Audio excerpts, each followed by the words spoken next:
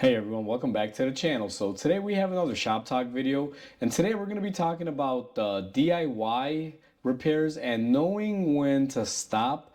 Otherwise, you can wind up in a situation like this one that I'm going to share with everyone today. Now, before we go ahead and begin, if you haven't subscribed to the channel, hit the subscribe button down below. Definitely smash that like button because it helps the channel out. And with that said, let's go ahead and get started on today's topic.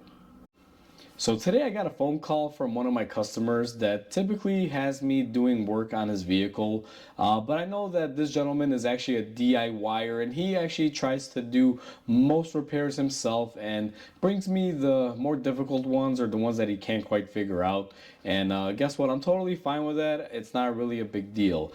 But today's topic is going to be, a simple reminder to everyone that doing things yourself is fine. You don't always need a mechanic, and I always encourage trying it out for yourself. But when you get to a certain point where you can't figure it out, usually sometimes it's better to ask for help or take your vehicle in than doing what this gentleman did and wasting a lot of time and money spent on parts because he loaded up the parts can and just kind of went to town with it when it was actually something that would have cost him no money that he had already previously done. So we're gonna pretty much talk about this today. So like I said, my customer called me and he says, hey, I have an issue with my car, it's misfiring and can't figure it out. I don't know if it's an engine issue, this and that. I've done a lot of work to it and I just can't quite get it. So I told him, go ahead, bring it in, let's take a look at it. Now, according to this customer, this vehicle had gotten a tune-up about 3 or 4 months back, basically spark plugs and coil packs. That's what he did to it. And while he was in there, he did a valve cover gasket and some other little things. And the car was driving fine, and then one morning he got into it and it was shaking a little bit. Check engine light came on. He got to work, turned it off, got back in it later on, and everything was wiped clean. No check engine light on. The car was driving fine.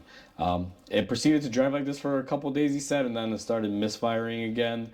And then he started loading up the parts can. He's like, I have new spark plugs and ignition coils.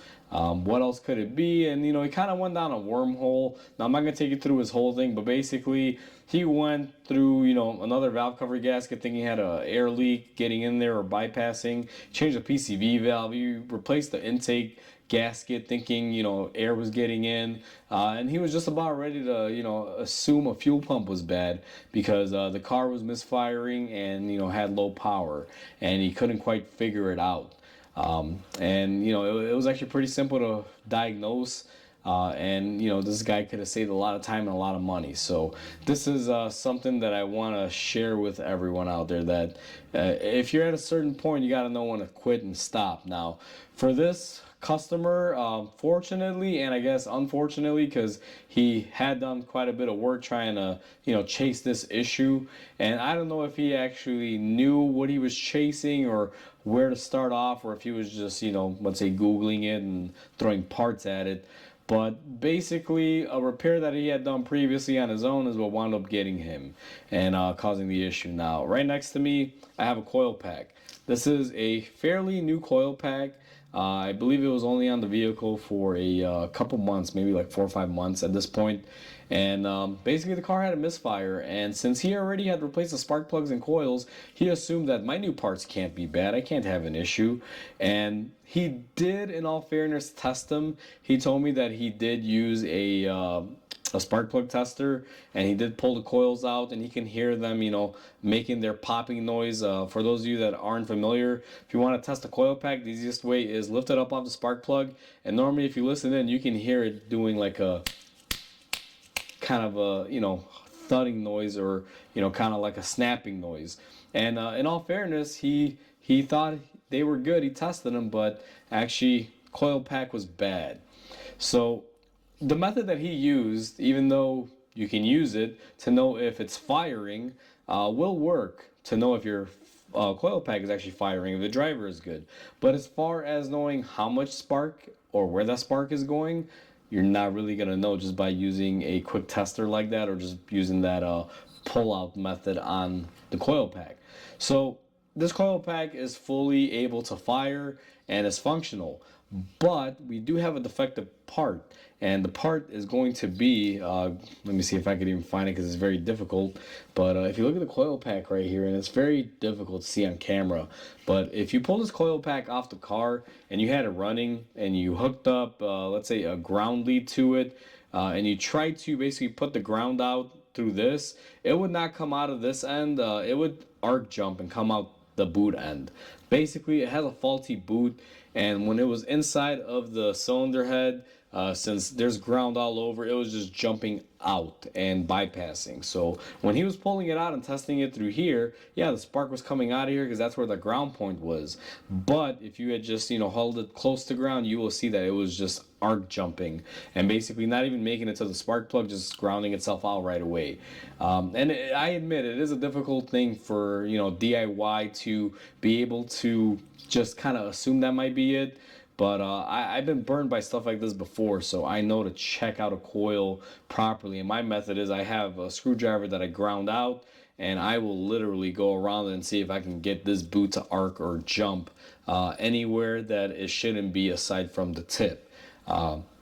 And that's what happened on this one. And just looking at it, you can't really notice it. You don't really see anything unusual, but that was the case. So, all in all, for a coil pack that he could have just gotten, basically warrantied out wherever he had bought it originally, and had basically spent $0 for it, would have fixed his issue if he had, the proper tools and knowledge.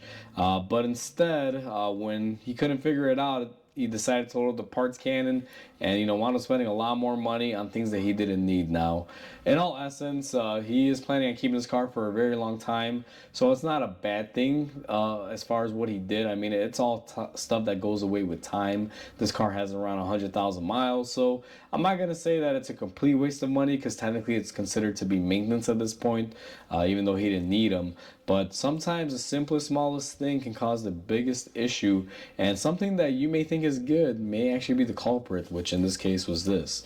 Now, this coil pack has to go back to the vehicle owner because he is going to warranty it, but I just have it pulled out and I want to make a video regarding this because sometimes in DIY, I get it. You want to save money and you just assume that it's cheaper to just buy a part and throw it in, see if it'll fix it, than paying a mechanic to diagnose it. But realistically, I mean, this, I had it diagnosed in about, I want to say like 15-20 minutes. It took me to figure it out. I wound up charging him $120 for a diagnostic fee, which is a pretty flat fee here at my shop. That's what I charge for, something simple like this as far as a diagnostic. And that covers the use of my equipment and my tools and the knowledge throughout the years that I've gained. A lot of you may say, Mike, you're ripping them off, $120 for 20 minutes. But you got to remember, there's overhead in the shop. My experience and my tools are all worth that, if not more. And I don't want to sound cocky when I say that, but a lot of people forget that when you take your car to a mechanic, when you pay them, it's not that you're just paying them to do the work because you can't. Sometimes when they do something daily, every day, they have, that mindset where they've been burned and they figured things out the hard way. So you're really paying for the experience. In a scenario like this, the customer could have spent $120 for a diagnosis.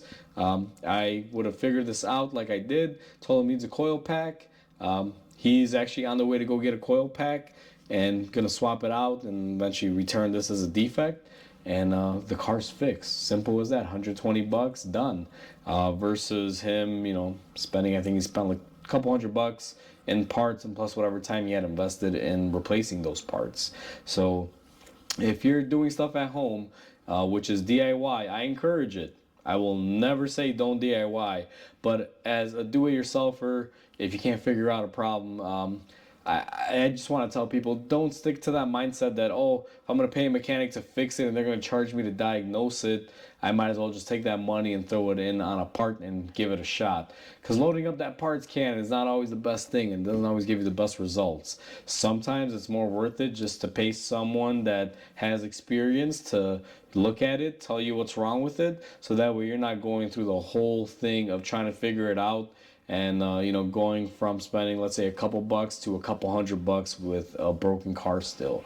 So just my 2 cents on it. Obviously people have different opinions on this, but you know, sometimes that's just the best way to go about it. Parts cannons aren't always the best thing, but either way, I want to keep this video short, so I'll just leave it at that. That's the story. That's what happened. Car's gonna get fixed, and you know, I got a happy customer, and you know, pretty much everything continues forward. So if you guys enjoyed this, like always, comment, like, and subscribe, because it definitely helps the channel grow. I hope everyone has a wonderful day, and I'll catch you on the next video.